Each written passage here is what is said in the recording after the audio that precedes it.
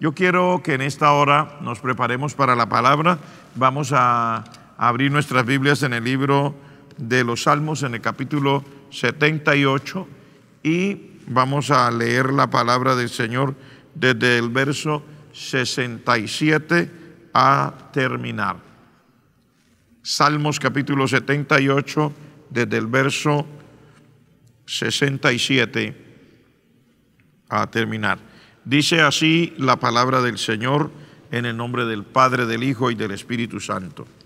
Desechó la tienda de José y no escogió la tribu de Efraín, sino que escogió la tribu de Judá, el monte de Sión al cual amó. Edificó su santuario a manera de eminencia, como la tierra que cimentó para siempre. Eligió a David su siervo y lo tomó de las majadas de las ovejas. De tras las paridas lo trajo para que apacentase a Jacob su pueblo y a Israel su heredad, y los apacentó conforme a la integridad de su corazón. Los pastoreó con la pericia de sus manos. Padre, te damos gracias en el nombre de Jesús por la bendición, por las maravillosas experiencias que nos concedes. Poder estar aquí frente a ti, Señor, frente a tu palabra, es para nosotros de un gozo extraordinario. No tenemos palabras suficientes para expresarte nuestra gratitud, para poder disfrutar de tu presencia, de tu gracia, de tus maravillas. Quiero rogarte en el nombre de Jesucristo que nos des la unción de tu Espíritu Santo, que tu palabra corra y sea glorificada en esta hora, Señor. Mira cada oyente, mira cada hermana y hermano que están siguiendo, Padre, este culto en línea, están siguiendo en cualquier lugar, Señor, que nuestras vidas sean edificadas, sean fortalecidas, que se rompan las cadenas, se quebranten los yugos, se vuelva pedazos todo poder de las tinieblas, y recibe tú la gloria y el honor por los siglos de los siglos. Amén, Señor. Amén. Gloria al nombre de Dios. Vamos a hablar en esta tarde, hermanos, de la inigualable gracia de Dios. He hablado ya en varias ocasiones en estos últimos días de la gracia de Dios, pero no podemos dejar de hablar porque cada día que miramos la palabra del Señor, nos damos cuenta, miramos más, son abiertos nuestros ojos para ver la grandeza de lo que el Señor hace por aquellos que Él ha decidido bendecir y que le aman.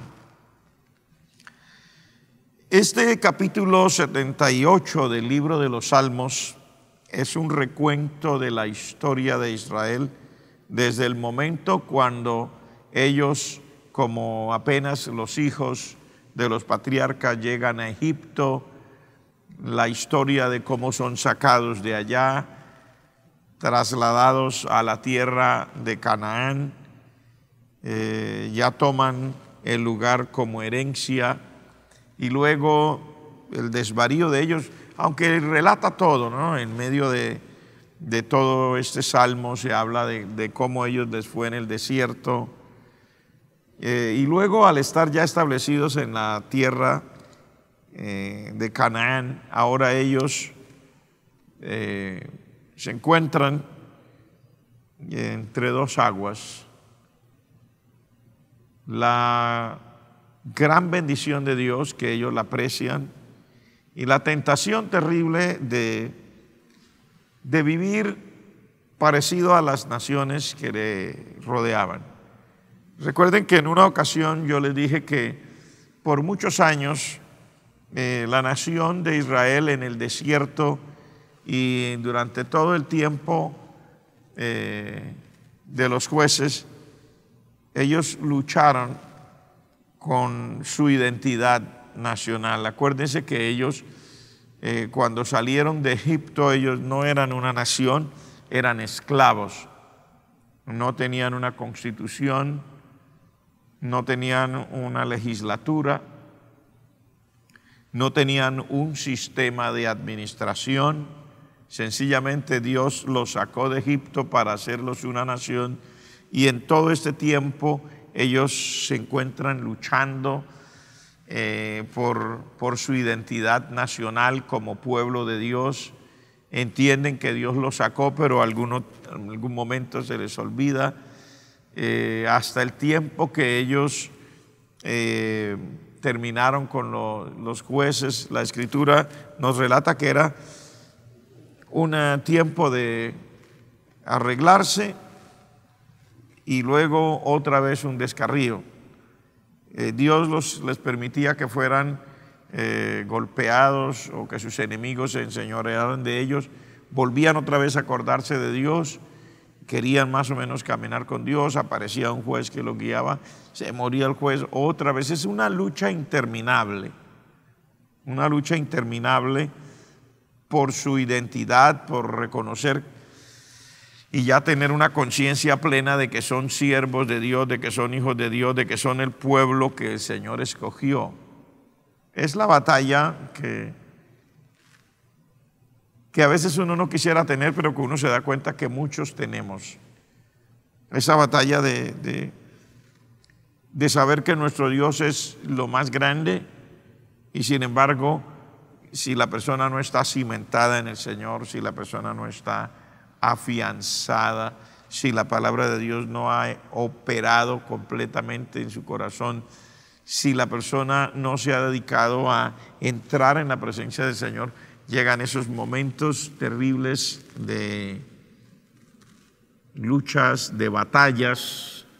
Las personas quieren vivir para Dios, al mismo tiempo como que se quisiera identificar con las naciones, etcétera. Y en medio de todas estas cosas, cuando usted lee todo el capítulo, en medio de todas estas cosas, donde Dios tiene que castigarlos, donde Dios tiene que, durante todo el tiempo de los jueces, tiene que hacer valer su palabra, ponerlos en disciplina, no para Dios mostrar solamente quién es Él, sino por el amor de Dios. Recuerde que cuando el Señor corrige a su pueblo, Él está cumpliendo su palabra cuando Él dice: el padre que ama a sus hijos desde temprano lo corrige. Entonces, esta disciplina de Dios para Israel hace que hayan tenido angustias tan terribles, hasta el tiempo de Saúl. Ustedes se dan cuenta, por ejemplo, el tiempo de Sansón.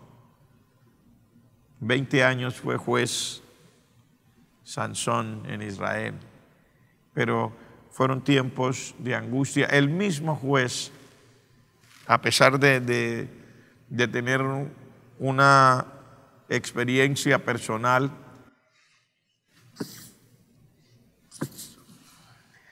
a pesar de saber él quién era, en términos de que sabía que había nacido por un milagro, que su madre había sido una mujer estéril, que fue un ángel que habló que él nació por voluntad de Dios, pero todavía el mismo juez de Israel se debate entre servir a Dios y satisfacerse a sí mismo, y probablemente al estar rodeado de los filisteos quería vivir la vida que veía que vivían los filisteos.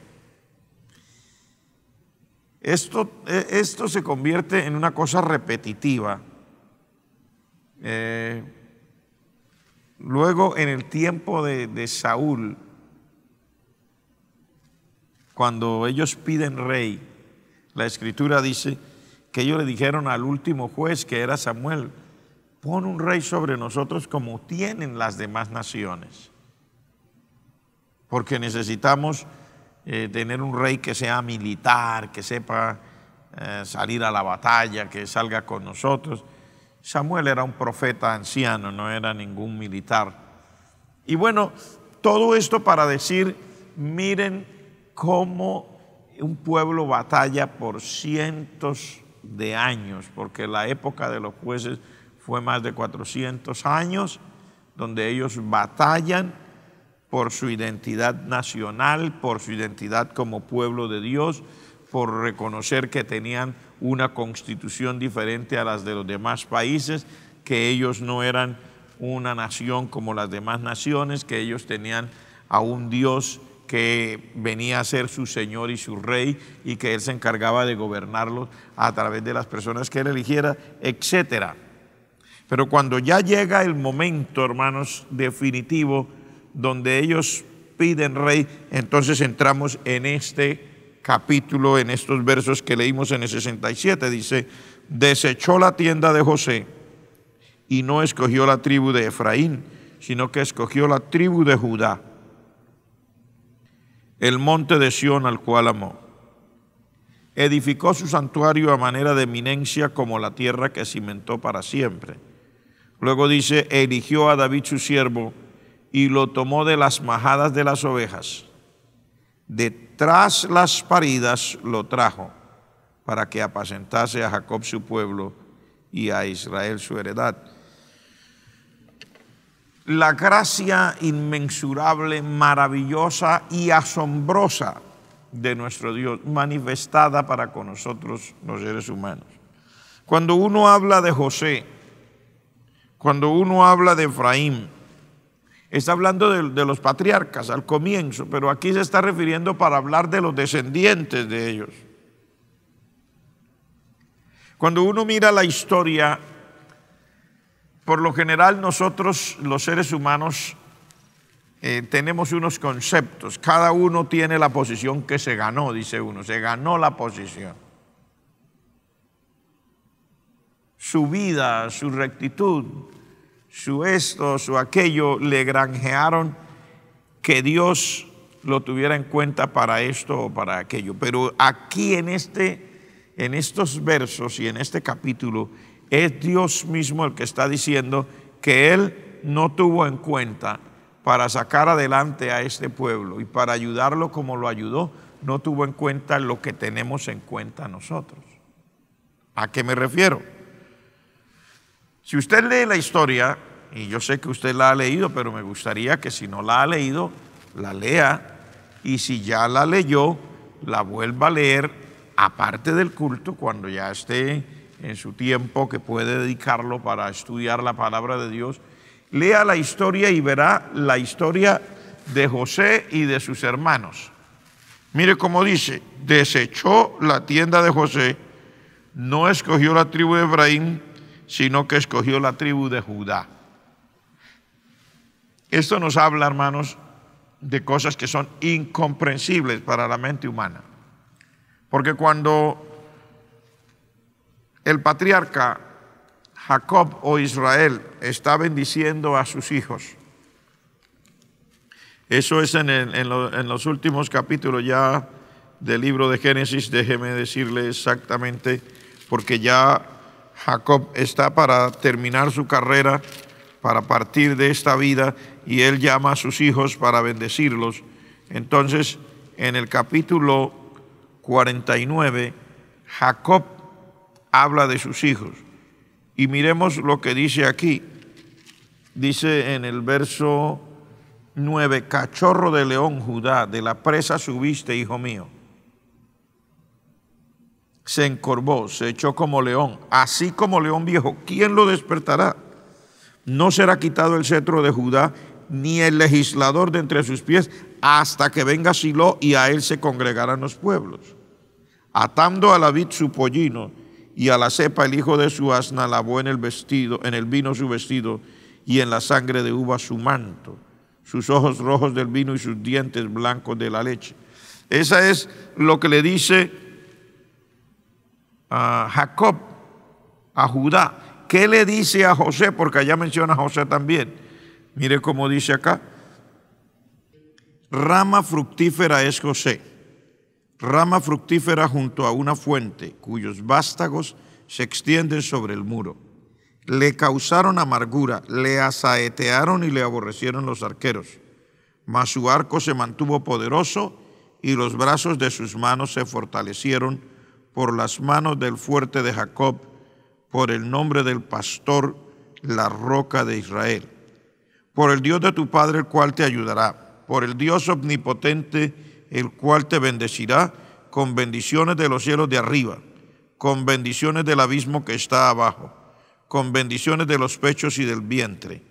Las bendiciones de tu padre fueron mayores que las bendiciones de mis progenitores hasta el término de los collados eternos serán sobre la cabeza de José, sobre la frente del que fue apartado de entre sus hermanos. ¿A qué es lo que me quiero referir? Cuando usted mira aquí, usted encuentra que José aparece como una víctima y el padre lo está reconociendo. El padre de José, cuando ya él llega a Egipto, se entera realmente de primera mano qué fue lo que aconteció cuando José era un muchachito de 17 años. Por eso dice, le causaron amargura, lo asaetearon, le aborrecieron los arqueros. Se supone que este muchacho José es el muchacho indicado, digo se supone. Si hay que darle mérito, si hay que hablar de cosas buenas, si hay que hablar de cosas bonitas, porque cuando uno revisa esto en los capítulos anteriores y va al contexto, el día que sus hermanos vendieron a José, pues José llega como un muchacho inocente, sus hermanos lo tiran a ese pozo vacío, luego lo sacan, lo venden, él llega a Egipto, pasa todo este tiempo, él es el que sirve para preservación de la vida del pueblo de Israel, de sus hermanos allá en Egipto. Él es el que veló por sus hermanos cuando ya estuvieron allá porque habían huido por causa de la gran hambre que había en la tierra de Canaán. Él es el que sostiene a su padre, etc. Pero cuando uno mira quién es aquel, y eso es lo que miramos en el libro de los Salmos, en el capítulo 78, dice, desechó la tienda de José, está hablando de Dios. No escogió la tribu de Efraín, está hablando de los descendientes de José. Dice, sino que escogió la tribu de Judá, edificó el santuario, su santuario a manera de eminencia, eligió a David su siervo y lo tomó de las majadas de las ovejas, de detrás de las paridas. Parece incomprensible porque Judá, cuando usted y yo vamos a los capítulos que nos habla de esta situación, fue Judá el que convino con sus hermanos en vender a José. Mire lo que dice en el capítulo 37, cuando apenas están dando los sucesos. Dice, entonces Judá dijo a sus hermanos, ¿qué provecho hay en que matemos a nuestro hermano y encubramos su muerte? Venid y vendámosle a los ismaelitas y no sea nuestra mano sobre él, porque él es nuestro hermano, nuestra propia carne. Y sus hermanos convinieron con él. Y cuando pasaban los medianitas mercaderes, ellos sacaron a José de la cisterna, lo trajeron arriba y lo vendieron a los ismaelitas por 20 piezas de plata. Entonces usted se pone a examinar, usted se da cuenta que Judá realmente es el arquitecto de toda esta cuestión de la venta de José, es el que hace el convenio con los madianitas, etc. Luego de eso usted encuentra en el capítulo 38 a Judá que se fue de entre sus hermanos. Precisamente yo digo sacando conclusiones porque le remordía la conciencia de ver a su padre angustiado y él sabía que él era el que había hecho toda esta maquinado, toda esta situación y había causado esta situación, esta ruptura familiar. Y luego él se va por allá, se casa con una mujer de esas tierras, tiene hijos, los hijos salen malos, Dios los mata, etc. Termina esa parte de la historia diciendo que él, de una manera sin querer, porque él nunca tuvo la intención, pero de una manera muy extraña, su nuera lo hizo caer en incesto y él tuvo unos hijos con esa nuera, no porque él quería, sino porque la nuera lo engañó, porque él también había enviudado y la nuera se había hecho pasar por prostituta y lo tentó, etc. Esa es la historia real de Judá. Mientras que la historia de José es la historia de un muchacho que ha sido victimizado, que lo llevan, lo angustian. Es la historia de un muchacho temeroso de Dios que no quiso acostarse con la mujer de Potifar, que prefirió ir a la cárcel y que ya después de pasar todo esto Dios lo levanta y lo pone como el segundo después de Faraón. Entonces es aquí donde uno mira con extrañeza estas cosas. Dice aquí, Dios desechó la tienda de José y no escogió la tribu de Efraín, pero escogió a Judá, y entre los de Judá eligió a David su siervo. ¿Por qué lo digo? Porque estamos hablando de la gracia de Dios. ¿Por qué el Señor hace esto? Lógico, Judá no terminó sus días siendo ese tipo de hombre. La palabra de Dios habla, y si usted va a la Escritura podrá, porque ya lo hemos estudiado antes, usted podrá reestudiar esta parte y se dará cuenta que Judá, él enmendó sus faltas cuando fue con sus hermanos a buscar trigo en Egipto, porque había una gran hambre en Canaán, y que él no conoció y ninguno de sus hermanos conoció a José. Él se convirtió en el arquitecto también de la redención de su familia, porque la Biblia dice, cuando José exigió que llevaran al menor a Benjamín, y José le extendió una triquiñuela, una trampa, y él amenazó con que iba a dejar a Benjamín como esclavo de él, porque supuestamente Benjamín le había robado la copa de plata en la que él solía adivinar, lo cual era solo una trampa, una triquiñuela de José para llevar a sus hermanos al límite. En ese momento Judá saca la cara por la familia, y Judá le dice a José, permíteme, y le cuenta, le dice, nuestro padre es un hombre ya anciano, no sabe qué le pasó al penúltimo y ahora este es el último. Si él no va, este muchacho allá a la casa, mi padre se va a morir, y yo no tengo la fuerza a ver a mi padre perecer. Le dijo, yo prefiero quedarme, por favor déjame a mí, y manda al muchacho, manda a Benjamín para la casa. Y él hizo lo que en términos ya de hablar, en términos de doctrina y de la forma como lo veían ellos, estamos hablando de la redención. Él estaba redimiendo a su hermano, estaba diciendo, yo me ofrezco como pago para que tú dejes libre a mi hermano y así mi padre pueda llevar su vida normal. Y es allí donde Judá demuestra que él ha cambiado. Él se regresó de la tierra donde había vivido. Él nunca, después de que supo que la nuera estaba en embarazo de él nunca, dice la Escritura, nunca más la conoció, o sea, él nunca más convivió con su nuera. O sea, este hombre se arrepintió, pero a uno de todas maneras le queda, ¿verdad?, esa sorpresa maravillosa de ver lo que es la infinita y gran gracia de Dios. Cómo el Señor pasa por alto las cosas, lógico, después que las personas se han arrepentido, pero que de todas maneras los seres humanos, a pesar del arrepentimiento, no perdonamos y no somos capaces de pasar por alto semejantes cosas.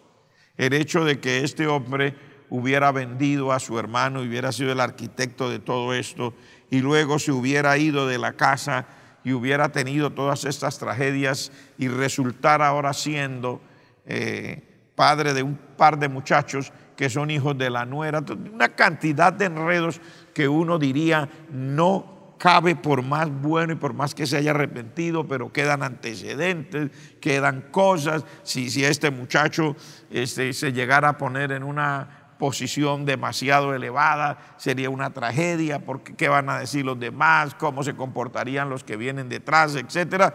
Pero aquí la palabra de Dios dice, Dios es quien lo hace. Dice, él desechó la tienda de José. No porque José fuera malo, sino para darle lugar a Judá. Desechó la tienda de José, la tribu de Efraín, para darle lugar a Judá, a la tribu de Judá, porque Dios aquí lo que nos está mostrando es cómo su gracia tiene unos alcances inexplicables para nosotros los seres humanos. Es de lo cual nosotros tenemos que, gritar de júbilo, por la razón que nosotros tenemos que adorar al Señor, porque es que la gracia de Dios no solamente ha sido manifestada para ellos allá, sino la gracia de Dios ha sido manifestada también para nosotros. Nosotros no merecemos absolutamente lo que Dios nos ha dado. No merecemos la salvación en términos humanos. Nosotros, pecadores, entre los gentiles, rebeldes, contumaces, como dice la palabra del Señor, y aún después de haber entregado nuestra vida a Cristo, siendo ya parte de la iglesia, muchas cosas que pueden haber acontecido en la vida de más de uno como miembro de la iglesia hace que nosotros nos asombremos que todavía el Señor siga teniendo semejante misericordia y una gracia tan extensa hacia nosotros los seres humanos. No hay manera de explicar y no hay manera de poner en orden las ideas y el razonamiento humano para decir por qué Dios nos ha amado tanto así, no solo para salvarnos, sino aparte de salvarnos, darnos semejante privilegio. Que hoy seamos parte de la iglesia, parte del cuerpo de Cristo, la novia del Cordero, que un día el Señor Jesucristo va a celebrar esas bodas, las bodas del Cordero, y Él dijo que Él va a confesar el nombre nuestro delante de su Padre allá en los cielos, y que vamos a tomar de nuevo de la copa delante de su Padre junto con Él. O sea, es una cosa extraordinaria. Luego allí nos dice, y todos compareceremos ante el tribunal de Cristo para que cada uno reciba según lo que haya hecho mientras estaba en el cuerpo.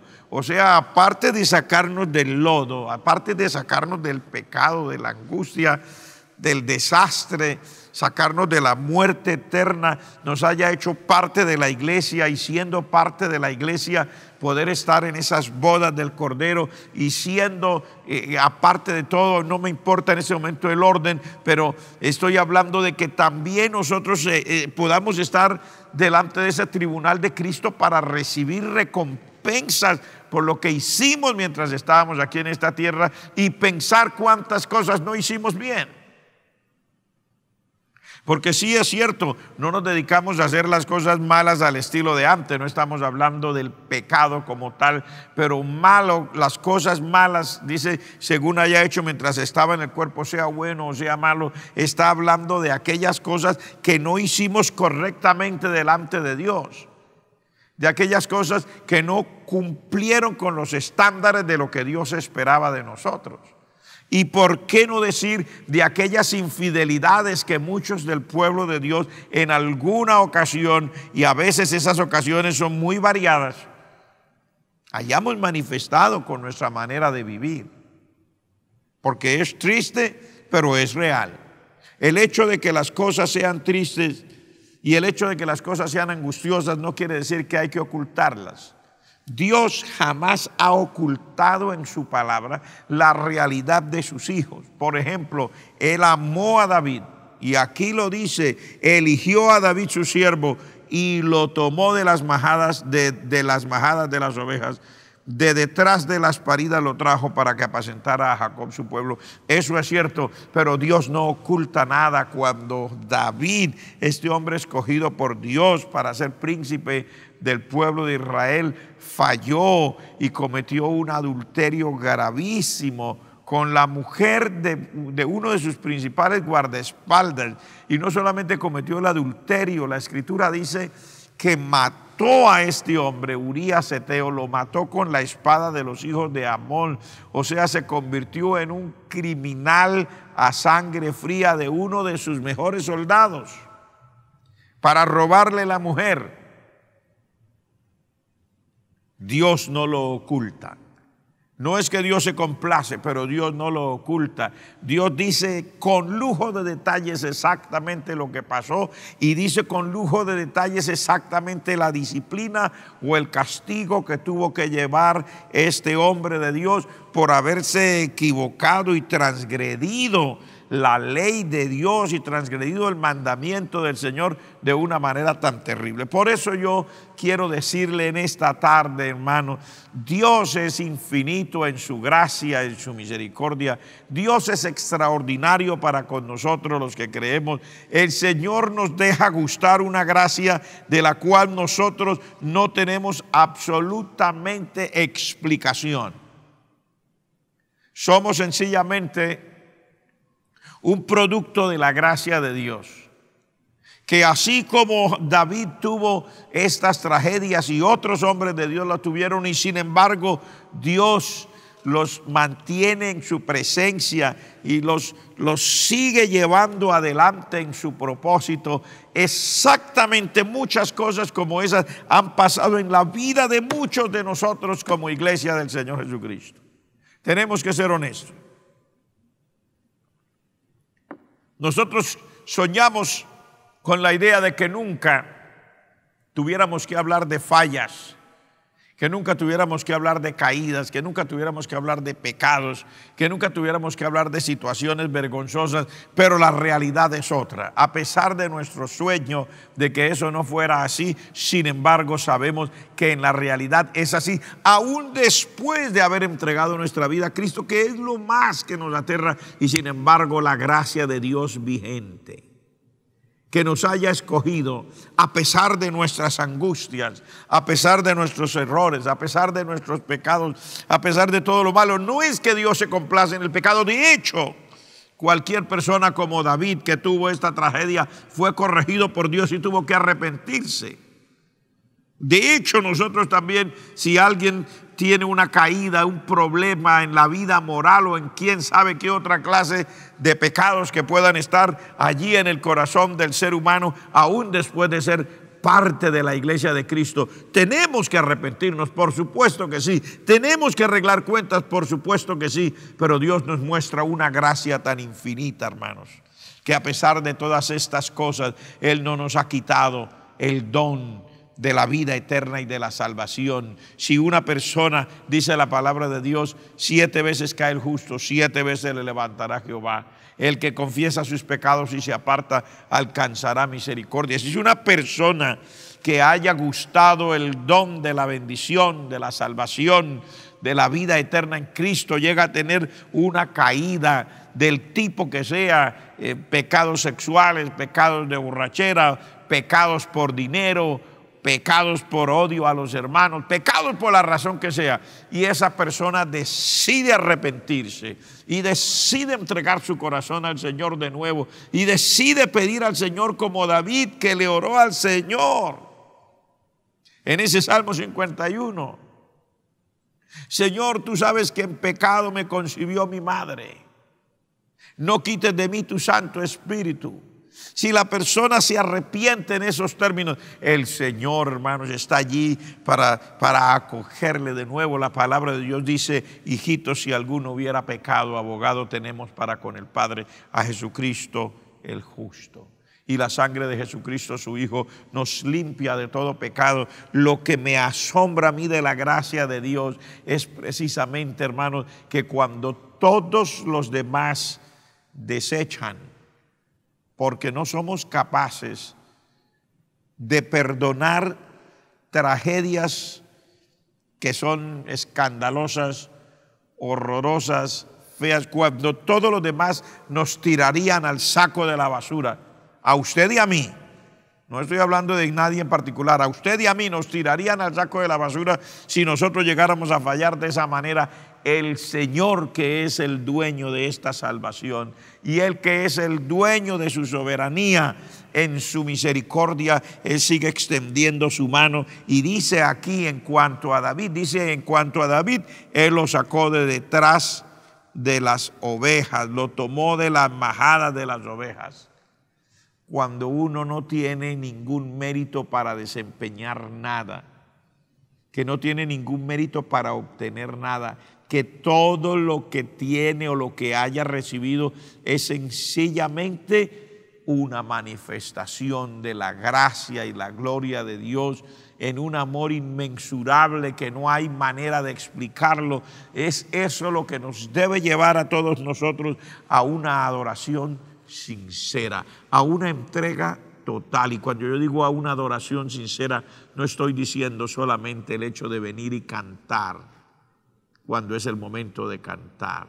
Estoy hablando de una adoración sincera cuando usted, ya sea de día o de noche, en la madrugada o a la hora que sea, se acuerda de la grandeza de su Dios y puede levantar sus manos y darle unas palabras que salgan de lo profundo de su corazón, reconociendo que Él es grande, que Él es digno, que no hay nadie como Él, que todas las cosas las ha determinado Él y que por su gracia y su misericordia hoy estamos donde estamos en su presencia. El mero hecho de poder orar, el solo hecho de poder clamar, de poder decirle: Padre Santo que estás en el cielo, ya es un privilegio extraordinario que no tienen los demás mortales, solamente aquellos que han recibido la gracia de Dios manifestada a través de Jesucristo en sus corazones. Hermanos, estoy inspirado. Cada vez que pienso en esta gracia del Señor, estoy inspirado, me siento inspirado. Digo: oh Señor,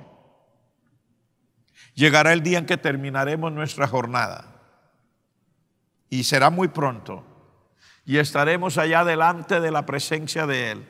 Y yo le digo: estaremos delante de tu presencia para tirarnos a tus pies, como lo dice allá en el libro de Apocalipsis, que los 24 ancianos se postraron y tiraban sus coronas.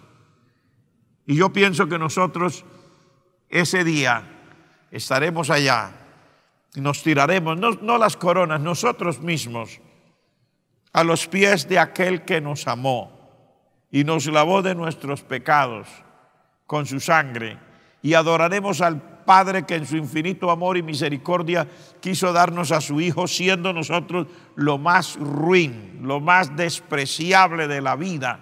Y Él no tuvo en cuenta nuestros pecados, y aún sabiendo que después de haberle dado nuestras vidas a Él, todavía seguimos luchando con tantas tragedias. Sin embargo, Él no nos desechó, Él no nos apartó, Él no dijo: fuera con ellos, aunque los demás en algún momento pudieran desecharle, a veces no por fallas tan grandes, a veces por cosas que no caben en la cabeza del ser humano.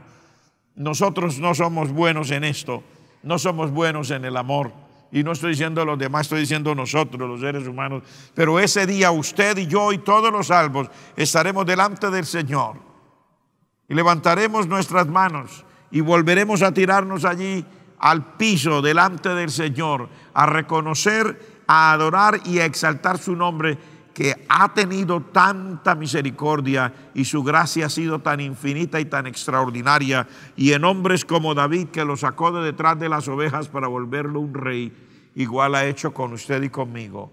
¿De dónde nos ha sacado el Señor?